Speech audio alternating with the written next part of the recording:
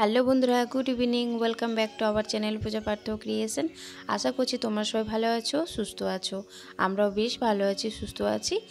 আমার ভিডিও যারা যেখান থেকে দেখছো তাদেরকে অনেক অনেক ভালোবাসা এবং শুভেচ্ছা জানিয়ে আজকে ভিডিওটা শুরু করছি। তো বন্ধুরা, মায়াপুর নবদ্বীপ এসেছি।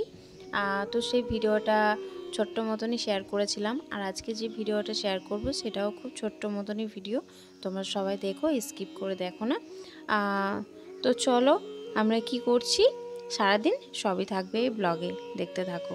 তো বন্ধুরা, আমরা ফ্রেশ ট্রেশ হয়ে একদম দেখো চলে এসেছি, একদম মন্দিরের গেটের সামনে আমরা আছি। এখনই কিন্তু ভেতরে, কিন্তু মন্দিরের ভেতরে এখনও আমরা প্রবেশ করিনি। তো এখন বাইরে থেকে একটু ছবি তুলে নিচ্ছি সবাই মিলে, দেখতেই পাচ্ছ।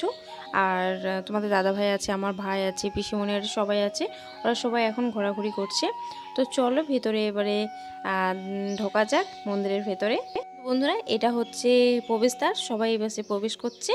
আর বাইরে যাওয়ার গেট তার পাশেই আছে, তোমরা দেখতেই পাচ্ছ। তো এখানে সত্যি আমি আগে এসেছি ছোটোবেলায়, আমার দিদার সঙ্গে এসেছিলাম। তো আজকে আমার মানে পরিবারের সঙ্গে এসেছি, খুবই ভালো লাগছে যে দ্বিতীয়বার আসতে পেরে।